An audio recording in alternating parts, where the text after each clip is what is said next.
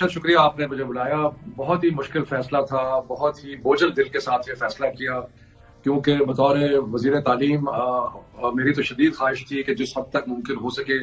تعلیمی ادارے جو ہیں وہ چلتے رہے ہیں, اور جو پچھلے دفعہ تعلیم کا نقصان ہوا ہے اس کا کوئی ازالہ کیا جائے. لیکن بدقسمتی سے جب آج ہم نے منسٹرز آف ہیلتھ سارے صوبوں کے آئے اور ان سے سنے اور اعداد و شمار دیکھے, اور جس طریقے سے بیماری میں اضافہ ہو رہا ہے اس کا تجزیہ کیا, اور تو ہمیں لگا کہ جو اس وقت صورتحال ہے وہ دسمبر کے مڈل میں اتنی خراب ہوگی جتنی جون کے مڈل میں تھی. بیماری کے اکارڈنگ ٹو جتنے بھی ڈاکٹر وہاں موجود تھے اور صحت کے سارے جو محکمے تھے صوبائی اور وفاقی, تو حالات ایسے تھے کہ یہ پریکاشن ہمیں لینا پڑا. یہ ذہن میں رکھیں کہ 5 کروڑ بچے اسکول جاتے ہیں, تو اگر ان کو ذاتی طور پہ بیماری نہ بھی ہو تو وہ کیریئر بن سکتے ہیں. سے خدشات کا بھی اظہار ہو رہا ہے کہ جو سٹیپس لیے جا رہے ہیں, اور کرونا گلوبل ایک پینڈیمک ہے, انسان کا اس پہ کنٹرول نہیں, بچوں کا اس سال تعلیمی سال ضائع ہونے کا خدشہ تو نہیں ہے؟ ارشد, ہم نے کوشش کی ہے کہ کچھ متبادل چیزیں جو ہیں ان کے بارے میں سوچنا شروع کریں, اور اس میں تجاویز کچھ آئی ہیں, کچھ حد تک ان پہ اگریمنٹ بھی ہے. اور ایک تو یہ ہے کہ ہم سمجھتے ہیں کہ جو 9ویں 10ویں 11ویں 12ویں کے امتحان مارچ میں ہونے تھے ان کو مئی میں لے جایا جائے, جو ایکیڈیمک ایئر ہے اس کو لمبا کر دیا جائے, اور صرف اس سال کی حد تک جو نیا سال جو شروع ہوتا ہے تعلیمی سال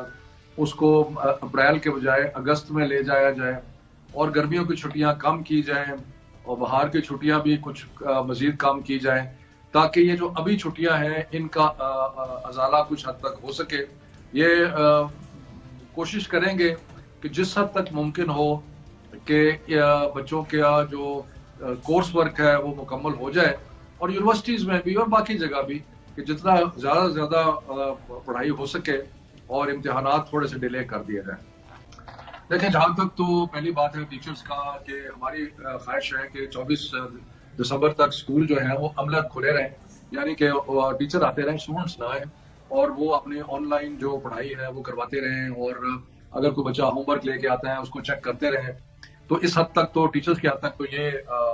صورتحال ہے. جہاں تک فی کا تعلق ہے, فیس جو ہے وہ پچھلی دفعہ ہم نے 20% کم کی تھی ان مہینوں کے لیے کہ جو اسکول بند رہے تھے. اب اس میں سردیوں کی چھٹیاں کا بھی بیچ میں آ گیا. میرا خیال ہے کہ اس کے اوپر ہم غور کریں گے, لیکن ابھی نہیں, کیونکہ یہ ضرور ذہن میں رکھیں ارشد کہ جہاں پہ اسکولوں کے ایک پوری جو اکانومی ہے اس میں اگر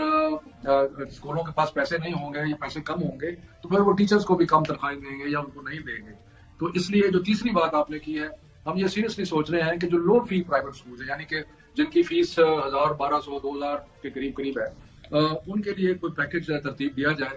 اور ان کے جو ٹیچرز ہیں ان کے لیے بھی کوئی امداد کی جائے. ابھی ہم نے ایک اسکیم شروع کی تھی لون کی, جس میں اسکول بھی ایلیجیبل تھے, وہ 2 to 3% کے اوپر تھا.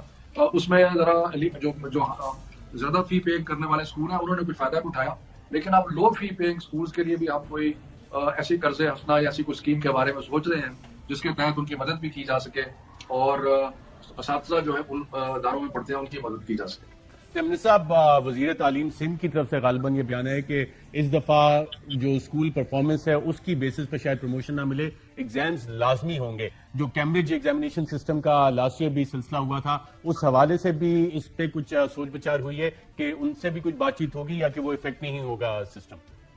جی, جہاں تک ہمارا اپنا امتحانوں کا سلسلہ ہے 9ویں 10ویں 11ویں 12ویں کا, میں بالکل سعید بری صاحب سے 100% اتفاق کرتا ہوں. پچھلی دفعہ ہم نے ان کو